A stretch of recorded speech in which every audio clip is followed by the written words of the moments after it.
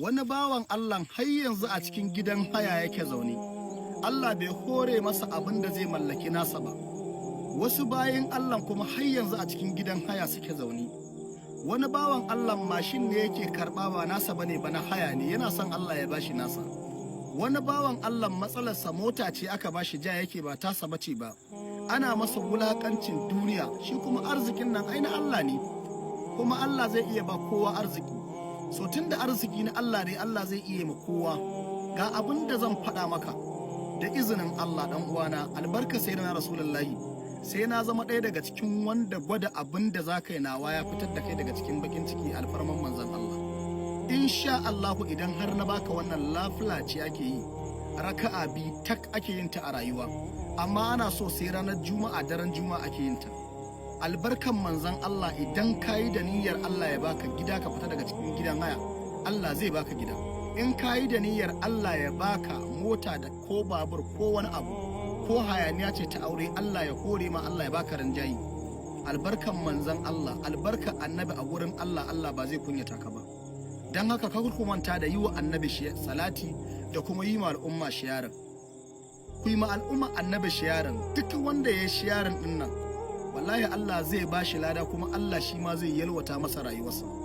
Na ba da wannan saboda girman manzon Allah sallallahu alaihi wasallam. Ana tashi cikin daren ranar Juma'a, kamar yau Juma'a, to daren na yau din zaka tashi ka yi arwalla. In kai arwalla a cikin karatun sallar ka ne ake so. Idan kai haka za ka karanta qul huwallahu kafa 10. Idan kai haka za ka karanta qul huwallahu kafa 10. In ka dago kai tsaye za ka karanta qul huwallahu kafa 10.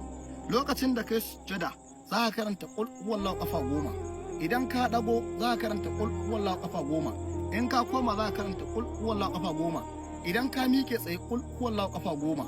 Idan za ka ci gaba da wani karatun bayan ka yi Fatiha again qul huwallahu kafa 10. Haka za ka yi ta. Idan ka gama ka sallame, ka daga hannunka sama, ka ce Allah kai ne Allah, arzikin nan naka ne Allah, akwai komai a gurinka. Allah ka tattara duniya duka da abin da ke ciki ka bani, bai rage ka da komai ba Allah. Allah ina tawassali da manzon Allah, Allah ina son abu kaza, Allah ka bani. Wallahi dan uwana, idan kai wannan abin da na faɗa maka, Allah sai ya fitar da kai daga cikin kowace irin matsala. Allah na waye gari safiya na yi, ka je ka samu abu mai zafi kai sadaka da shi, ka jira Allah ka gani. Wallahi wannan ana yin shi, Allah na karbawa da gaugawa. Amma ka sani addu'a ba ta shiga sai da salatin manzon Allah. Idan za ka fara sirrin nan, kafin ka fara, idan kai kabbara kai komai, ka yi wa annabi salati. In ka idar kuma ka yi wa annabi salati. Wallahi dan uwana, in ka gwada wannan, Allah ba zai kunyata ka ba. Ka je ka jaraba, Allah zai baka gida ko mota. Duk abin da kai wannan aikin da niyyar shi, ko wace matsala ce ta dame ka, Allah zai yaye maka wannan damuwa alfarman manzon Allah. Na ba duk duniya ta ƙare da wannan daga almajirinku halifan fada almajirinku. Na ba ku wannan sirrin saboda manzon Allah, saboda soyayya ta da manzon Allah. Idan kun ji daɗi ku share dan al'umma annabi ta ƙare. Tsakanina da Allah wannan sirrin babu wasa a cikin shi, kuma in kai wasa kai ne za ka ga wasa. Amma da ka yi shi tsakanina da Allah sai yayi. Kana yi kuma Allah zai yaye maka damuwarka, bukatar ka za ta biya alfarman manzon Allah. Na ba ku saboda Allah, na ba ku saboda sayyidina Rasulullahi. A yi sharing, a tura wa mutane, kar ka manta da yi man addu'a. A yi min addu'a, a yi wa mahaifana addu'a. Allah ya tsare mu daga sharrin makiya da sharrin zamani da sharrin da ɗaukaka take tattare da shi. Sannan akwai lamba ta akan profile ina, dan Allah kar ka zo kana damuna da tambaye.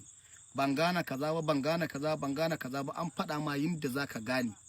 Duk inda ka tsaya kai, ma'ana ruku'u ne, miƙewa ne, zaman sahiya ne, haka ake yin ta.